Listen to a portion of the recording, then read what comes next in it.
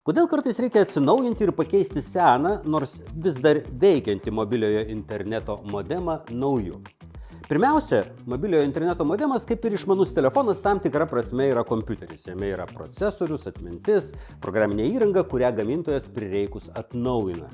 Ir kaip ir bet kuris kompiuteris, jisai moraliai sensta. Tai, kas anksčiau mus tenkino, palaikomų jungčių skaičius, delsa, sujungimo greitis, pradeda nebetenkinti ne tik mūsų, bet ir kitų tinkle veikiančių įrenginių.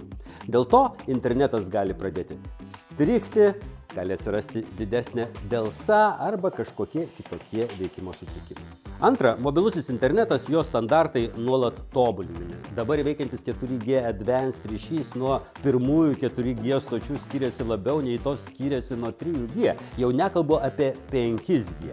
Pavyzdžiui, CAT 4 kategorijos mobiliojo interneto modemas palaikė iki 150 megabitų per sekundę greitį, o štai CAT 6 jau dvigubai greitesnis. O dabar egzistuoja ir CAT 12, ir CAT 18, ir dar greitesni mobiliojo interneto modemai. Būtent todėl kelerių metų senumo modemas prijungtas net toje pačioje vietoje, prie to paties 4G tinklo, greičiausiai tieks gerokai lėtesnį ryšį nei naujas modelis.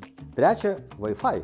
Daugelis mobiliojo interneto modemų tuo pačiu metu yra ir Wi-Fi maršrutizatoriai, tad ir čia svarbu neatsilikti nuo laiko. Pavyzdžiui, prieš 10-metį Wi-Fi perdavimo greitis buvo 20 kartų lėtesnis nei šiuo metu daugelio telefonų ir kompiuterių palaikomo Wi-Fi 6, kuris siekia 9600 megabitų per sekundę.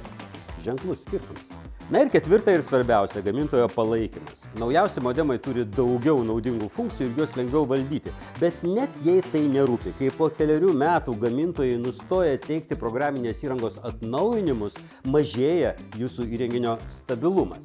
Jis nebepalaiko naujausių ryšio protokolų, dėl to darosi mažiau saugus. Ir tai gali virsti didelę problemą jums ir dideliu džiaugsmu nusikaltėliams. Žodžiu, atsinaujinti modemą verta ne tik todėl, kad nauji geriau atrodo.